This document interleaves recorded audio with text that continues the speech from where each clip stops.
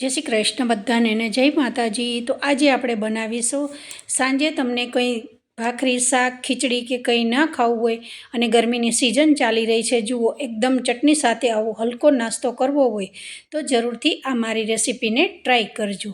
હવે હું તમને આ જે મારો નાસ્તો છે એને બતાવીશ કે અંદરથી એકદમ જાળીદાર છે, અંદરથી સોફ્ટ બને છે પણ ઉપરથી એકદમ ક્રિસ્પી અને કરારા, જેવી રીતે આપણે દહીં વડા બનાવતા હોય છે પણ દહીં વડા દાળમાંથી બનતા હોય છે એ વડા અને એકદમ સોફ્ટ બનતા હોય છે, પણ આ થોડા ઉપરથી ક્રિસ્પી બને છે। તો સાથે લસણની ચટણી જોડે આ રીતે સર્વ થતું હોય છે। અને સાંજના સમયે બહુ વધારે પડતી ગરમી હોય અને આપણે શાક ભાખરી ખાવાનું ના ઈચ્છા થતી હોય તો જરૂરથી આ રેસીપીને ટ્રાય કરજો। હવે મેં એક રાત માટે મરચાંને પલાળી અને મૂકી દીધા છે। સવારે લગભગ 9 વાગે મેં આ વિડીયો શૂટ કર્યો છે, તો તમે જોઈ શકો છો મરચાં એકદમ સરસ એકદમ પોચા પડી ગયા છે। તો બસ આની ચટણી જ એકદમ સરસ ફાઇન પેસ્ટ તૈયાર થઈ જાય છે। તો હવે તમે જોઈ શકો છો કે આપણા આ જે મરચાં છે એને સાઈડમાં મૂકી દઈશું। એક ટામેટું છે અને 8થી 10 કળીઓ જેટલી લસણની લીધી છે। લસણ થોડું મારું મોટું છે, નાનું હોય તો તમે કેટલી ક્વોન્ટિટીમાં ઘરમાં લસણ ખવાતું હોય એટલું તમે રાખી શકો છો। ત્યાર પછી અહીંયા મેં સિંગદાણા લીધા છે, સિંગદાણા લગભગ 2 ચમચી જેટલી સિંગદાણા છે। હવે કેટલી ક્વોન્ટિટીમાં તમારે ચટણી બનાવવી હોય એટલો માપ તમે તમારા આધારિત લઈ શકો છો। હવે અત્યારે મિક્સર જાર લઈ લીધું છે, મરચાંને સારા એવા 3થી 4 પાણીએ નળ નીચે જાળીમાં ધોઈ નાખવાના છે।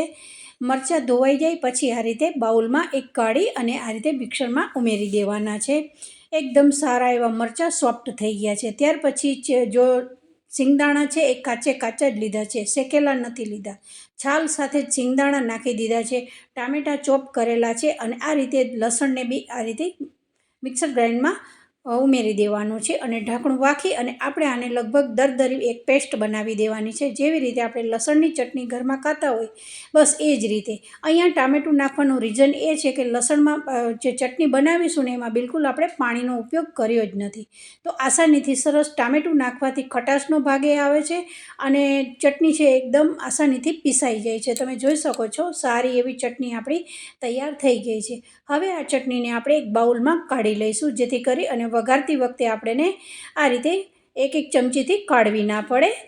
તો હવે હું તમને અત્યારે અહીંયા બતાવીશ, જે આપણે નાસ્તો બનાવવાનો છે એની પહેલી પ્રોસેસ બતાવીશ। લગભગ આખી રાત માટે મેં જ્યારે મરચાં પલાળ્યા હતા ત્યારે જ મેં ચોખાને પલાળી દીધા છે। ચોખા તમે નોર્મલ કોઈ પણ બાસમતી લઈ શકો છો અથવા ખીચડીના ચોખા બી લઈ શકો છો।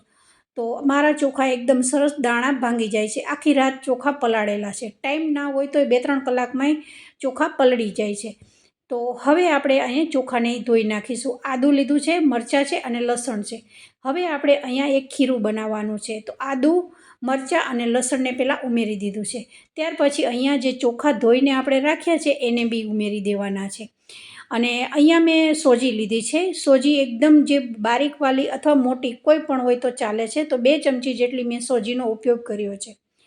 હવે આપણે અહીંયા દહીં લીધું છે, દહીં મારું સરસ ફ્રેશ જે ઘરનું જ બનાવેલું છે। અમુક વાર હું ઘરે બનાવતી હોઉં છું અને અમુક વાર જો ટાઈમ ના હોય તો હું બહારથી બી જે આપણે પેકિંગવાળું આવે છે એ દહીં બી આ રીતે ઉપયોગ કરી શકો છો। તો 2 ચમચી જેટલી સોજી અને 2 ચમચી જેટલું દહીં ઉમેર્યું છે। દહીં એકદમ સારું ખાટું હોવું જોઈએ, તો આ નાસ્તામાં બહુ જ સરસ લાગે છે। ત્યાર પછી ચોખા ધોઈને રાખ્યા છે એ ઉમેરી દેવાનું છે। અહીંયા આપણે એક સારું એવું ખીરું બનાવી દેવાનું છે, જેવી રીતે આપણે ઢોસા અને ઇડલીનું બનાવતા હોય છે એ ટાઈપનું બનાવવાનું છે, પણ અહીંયા થોડુંક આપણે વડા ઉતારી એ ટાઈપનું ઠીક રાખવાનું છે, બિલકુલ પાણીનો ઉપયોગ અહીંયા કરવાનો નથી। જે દહીં નાખ્યું છે એમાં જ આ પીસાઈ જશે અને થોડુંક આપણે ખીરુંને ઘાટું રાખવાનું છે। હવે તમે જોઈ શકો છો કે થોડું અત્યારે પ્રવાહી જેવું દહીં નાખવાથી થઈ ગયું છે, પણ હજુ આને આપણે થોડી વાર માટે ટાઈમ હોય તો 10થી 15 મિનિટ માટે મૂકી દેશો ને તો સોજી એકદમ જે દહીંમાં પાણી હશે ને એ બધું એ એબ્ઝોર્બ કરી જશે, એટલે પાણીનો જેટલો ભાગ દહીંનો હશે એ બધું સોજી છે એકદમ શોષી લેશે। હવે આપણે આને ઢાંકી અને લગભગ ટાઈમ હોય તો 20-25 મિનિટ અથવા અડધી કલાક બી તમે રાખી શકો છો, તો 10 મિનિટ માટે મેં છોડી દીધું હતું। હવે આપણી ચટણી સારી એવી પીસાઈને તૈયાર થઈ ગઈ છે। ત્યાર પછી કઢાઈમાં મેં લગભગ 2 ચમચી જેટલું તેલ ઉમેર્યું છે। અહીંયા મેં તેલનો થોડોક ચટણીમાં વધારે ઉપયોગ કર્યો છે, જીરું નાખ્યું છે અને રાઈ નાખી છે। રાઈ જીરું સારું એવું થતરાઈ જાય ત્યાર પછી અહીંયા ચટણી જે આપણે પીસીને રાખી છે એ ઉમેરી દેવાની છે. તમે જોઈ શકો છો અત્યારે તમને તેલવાળી ચટણી દેખાય છે, પણ સિંગદાણા અને ટામેટાં અને મરચાં બધું તેલ એકદમ શોષી લે છે. સ્વાદ અનુસાર લાસ્ટમાં મેં મીઠું નાખ્યું છે. લગભગ આપણે આને 5 મિનિટ માટે ધીમી આંચ ઉપર ખુલ્લી કડાઈમાં આ રીતે શેકવાનું છે. તાવીથાથી આ રીતે ચલાવતા રહેવાનું છે, કારણ કે ફ્રેન્ડ્સ આપણે અહીંયા સિંગદાણા કાચા લીધા છે, તો કાચા સિંગદાણા તળીએ ચોંટી જતા હોય છે. તો ચોંટી ના જાય એ માટે તમારે અહીંયા ચટણી થતી હોય ત્યારે એકદમ સરસ ચલાવતા રહેવાનું છે. તો તમે જોઈ શકો છો કે હવે આપણી ચટણી તૈયાર થઈ ગઈ છે. એકદમ તેલ છોડી રહ્યું છે, સિંગદાણા બી કાચા નથી અને એકદમ સરસ આપણી આ ચટણી તૈયાર થઈ ગઈ છે. તો હવે આપણે ખીરુંમાં લગભગ મેં 10થી 15 મિનિટ માટે મૂકી દીધું હતું. હવે તમે જોઈ શકો છો કે એકદમ આપણે જે ઢોકળા બનાવતા હોય એ ટાઈપનું આપણું જે ખીરું તૈયાર કર્યું હતું એ તૈયાર થઈ ગયું છે. જુઓ, એકદમ અહીંયા મેં બિલકુલ પાણીનો ઉપયોગ કર્યો જ નથી. જે દહીં 2 ચમચી લીધું છે એમાંથી જ આ સારું એવું ખીરું તૈયાર થઈ ગયું છે. આ ખીરું વધારે પડતું ઢીલું ન થઈ જાય એના માટે તમારે ખાસ ધ્યાન રાખવાનું હોય છે. હવે મેં અત્યારે 1 ચમચી જેટલા લીલા ધાણા નાખી દીધા છે. 1 ચમચી જેટલી મેં નાની એવું જીરું નાખ્યું છે. જીરું અને અજમો સેમ માપ રાખ્યો છે. અજમાને થોડો મસળીને નાખશો તો ટેસ્ટમાં મોઢામાં બહુ જ સરસ આવે છે. ત્યાર પછી અડધી ડુંગળી ચોપ કરેલી છે અને 2 લીલા મરચાં છે. લીલા મરચાં અને ડુંગળીનો ટેસ્ટ આ નાસ્તામાં બહુ જ સરસ આવે છે. તમારા ઘરમાં ભાવતું હોય તો તમે નાખી શકો છો, નહીતર સ્કીપ કરી શકો છો. હવે મેં અત્યારે અહીંયા ફૂલાવવા માટે ઈનોનું 1 પેકેટ લીધું છે, પણ 1 ચમચીના ચોથા ભાગ જેટલો મેં ઈનોનો અત્યારે ઉપયોગ કર્યો છે. જુઓ, એક નાની ચમચી છે પણ એનો 1/4 ભાગ જેટલું મેં અત્યારે અહીંયા ઈનો ઉમેરી દીધો છે. ઈનો ન હોય તો બી તમે જે તમારા ઘરમાં ફ્રૂટ સોલ્ટ હોય, પછી બેકિંગ સોડા હોય તો બી તમે નાખી શકો છો. ત્યાર પછી ઈનોની ઉપર જ 1 ચમચી જેટલું ફરી ખાટું દહીં ઉમેર્યું છે. દહીં ઉમેરવાથી જે આપણે ઈનો નાખ્યો છે એ એકદમ એક્ટિવ થઈ જશે અને બધી વસ્તુને આપણે જે મસાલા કર્યા છે, ધાણા કર્યા છે એને સારું એવું બધું ખીરા સાથે મિક્સ કરી દેવાનું છે. સારું એવું ફેટી દેવા પછી આપણે ગરમા ગરમ આ રીતે જેવી રીતે વડા ઉતારતા હોય છે એ જ રીતે આ નાસ્તો આપણે ઉતારવાનો છે. તો ફક્ત 1 અડધી વાટકી જેટલા ચોખામાંથી એકદમ સારું એવું આ નાસ્તો સાંજના સમયે તૈયાર થઈ જતો હોય છે. લાસ્ટમાં મેં મીઠું નાખ્યું છે, કારણ કે આગળથી હું મીઠું નાખવાનું ભૂલી ગઈ હતી. આ બધી વસ્તુ નાખ્યું ત્યારે પણ મને યાદ આવ્યું લાસ્ટમાં કે હું મીઠું પહેલે અગાઉથી વિડીયોમાં નાખતા ભૂલી જ ગઈ છું. તો હવે તમે જોઈ શકો છો કે આ આપણા ધીમી આંચ ઉપર જ બસ નાના આપણે અહીંયા વડા ઉતારવાના છે. મતલબ કે આપણે જેવી રીતે ભજીયા ઉતારતા હોય છે મેથીના ગોટા જેવું, તો એ બી તમે અહીંયા ઉતારી શકો છો. પણ આ એકદમ અંદરથી સોફ્ટ બને છે અને ઉપરથી ખાવામાં બહુ જ સોજીના કારણે ક્રિસ્પી બને છે. તો વિડીયો પસંદ આવે તો જરૂરથી એક લાઇક કરજો. વધારે વિડીયો પસંદ આવી જાય તો જરૂરથી સબસ્ક્રાઈબ કરી દેજો. અને આ જે વડા છે એ બિલકુલ નીચે ચોંટી નહીં જાય.